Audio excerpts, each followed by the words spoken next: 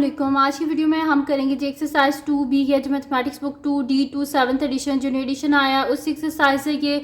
और इसका हम करेंगे जी क्वेश्चन नंबर 3 करेंगे। इसके जो पिछले क्वेश्चन है पहले करवा चुकी हूँ, उसका लिंक मैं डिस्क्रिप्शन में दे दूँगी, आप वहाँ से देख लीजिएगा। और अगर अभी तक आपने मेरा चैनल सब्सक्राइब नहीं किया तो उसको सब्सक्राइब कर दीजिए और बेल आइकन को लाजमी प्रेस कर दीजिएगा ताकि आपको न्यू आने वाली वीडियोस के बारे में पता चल सके।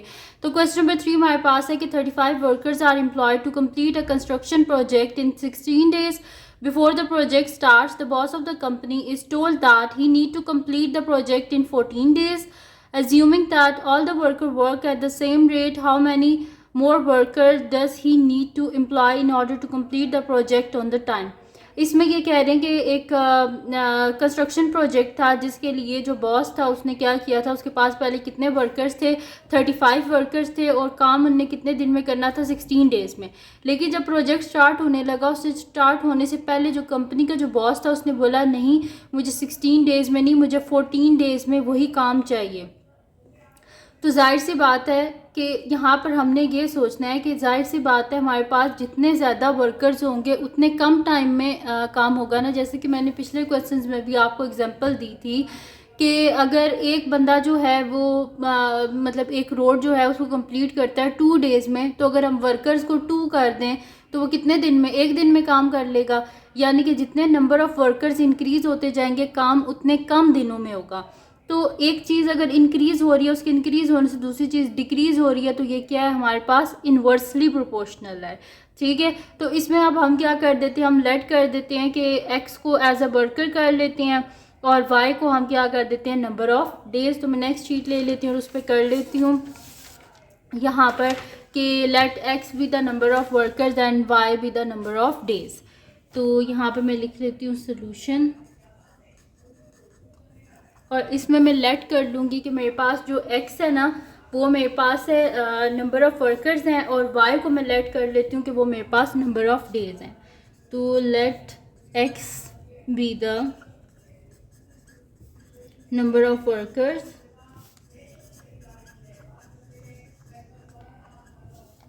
And y be the number of days. ठीक है, तो x क्या हमारे पास नंबर ऑफ़ वर्कर्स है और y क्या हमारे पास नंबर ऑफ़ डेज़ है। तो हम यहाँ पे लिख लेते हैं क्योंकि जैसे जैसे नंबर ऑफ़ वर्कर्स हम इंक्रीज़ करेंगे नंबर ऑफ़ डेज़ क्या होंगे, डिक्रीज़ होंगे। तो इसी वजह से मैं यहाँ पे लिख देती हूँ since x is inversely proportional to y, since x is inversely proportional to y, x के इन्वर्सली प्रोपोर्शनल यानी कि x is inversely proportional to y. Proportionality का साइन हटाने के लिए हमें यहाँ पर क्या चाहिए, एक कांस्टेंट टर्म चाहिए जिसको मैं के ले रही हूँ। ठीक है, तो एक्स इज इक्वल्स टू के बाय वाई और यहाँ पर लिख भी दें कि वेयर के इज़ अ कांस्टेंट, के हमारे पास एक कांस्टेंट टर्म है। ठीक है, तो x इज इक्वल्स टू मेरे पास क्या हो गया, k बाय वाई। तो शुरू में क्या गिवन था, 35 वर्कर्स थे, 16 डेज थे। तो मैं यहाँ पे लिख देती हूँ व्हेन वर्कर्स को हमने किससे लेट किया हुआ है, x से। तो when x is equals to 35 and y is equals to 16। पहले क्या थे, 35 वर्कर्स थे और क्या थे, 16 डेज थे। तो इसको सब्सटीट्यूट कर देते हैं यहाँ पर। तो 35 is equals to k by 16। हमें क्या चाहिए, k की वैल्यू चाहिए, डिनोमिनेटर में 16 नहीं चाहिए। बोथ साइड पे क्या कर देंगे, 16 से मल्टीप्लाई। 16 और 16 cancel out, k is equals to 35 को हम क्या कर लेते हैं, मल्टीप्लाई कर लेते हैं 16 से। 5 6 30, 6 18, 19 20 21, मल्टीप्लाई बाय 1 इंटू 5 5, 1 इंटू 3 3, 0 6 5। मेरे पास क्या आ गया, 560। ये मेरे पास किसकी वैल्यू आई है, k की वैल्यू आई है। k की वैल्यू को जब हम यहाँ पे सब्सटीट्यूट कर देंगे, इसको 1 बोल देते हैं। ठीक है, तो मैं यहाँ पे लिख देती हूँ कि सब्सटीट्यूट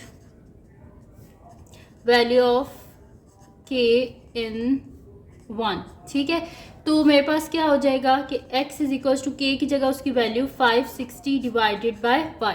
तो मेरे पास आ गया x is equals to 560 divided by y। मेरे पास इक्वेशन आ गई है।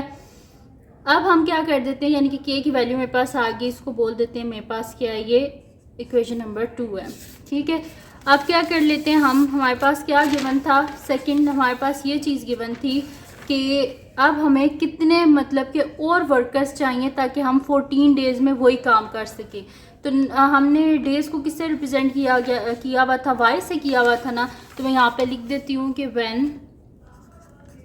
When y is equals to 14, हमने एक्स की वैल्यू को फाइंड आउट करना है। ठीक है, अगर हमारे पास 14 डेज़ हैं तो उसमें हमें कितने वर्कर्स चाहिए होंगे। तो हमारे पास इक्वेशन क्या बन गई थी, हमारे पास ये इक्वेशन बन गई थी ना। तो मैं यहाँ पे लिख देती हूँ substitute value of y in equation 2।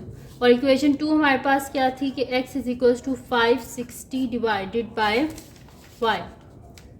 तो यहाँ पे लिख देते हैं x is equals to 560 divided by 14। ठीक है, तो हमारे पास क्या होता है कि यहाँ पर देखें सिंपल सी कुछ ट्रिक्स होती हैं। अगर आपके पास कैलकुलेटर ना हो तो इसके एंड में यहाँ पर क्या आ रहा है, 6 आ रहा है ना। तो हमारे पास क्या होता है, 4 4 ज़ा 16 होता है ना। तो अगर मैं पहले इसको मल्टीप्लाई करके देख लेती हूँ 4 से, तो 4 4 ज़ा 16, 6 1 कैरी, 4 1 ज़ा 4 1 5 56। ठीक है, तो यानी कि 14 हमारे पास क्या आता है, 4 ज़ा होता है 56 और साथ में आ जाएगा 0। ठीक है, तो 14 40 ज़ा होता है हमारे पास 560, यानी कि x मेरे पास कितना आ गया 40।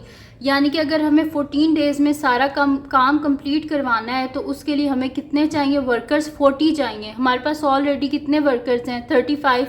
तो मैं यहाँ पे लिख देती हूँ कि number of additional workers is equals to number of additional workers. ठीक है, हमने क्वेश्चन मैंने क्या बताया था कि हमें एडिशनल वर्कर्स बताने कितने के मोर वर्कर्स कितने चाहिए। तो number of additional workers is equals to 40 minus 35, यानी कि कितने हमें चाहिए, हमें 5 वर्कर्स और चाहिए। ठीक है, तो ये आ गया हमारे पास इसका आंसर। और मैंने अपनी तरफ से पूरी कोशिश की है कि मैं आपको आसान से आसान करके इसको समझाऊं। तो अगर ये आपको समझ आ गया, आपके लिए हेल्पफुल है ये वीडियो, तो उसको लाइक कीजिएगा, मेरे चैनल को सब्सक्राइब कीजिएगा और बेल आइकन को लाजमी प्रेस कर दीजिएगा ताकि आपको नहीं आने वाली वीडियोस के बारे में पता चल सके। और जो मेरा सेकंड चैनल है जिसके बीच मेरी कुकिंग की, क्राफ्ट्स की, रिडल्स की, ट्रैवलिंग की वीडियोज़ हैं, उसका लिंक पे डिस्क्रिप्शन में, उसको भी सब्सक्राइब कर दीजिएगा। और अपनी दुआओं में लाजमी याद रखिएगा। अल्लाह हाफ़िज़।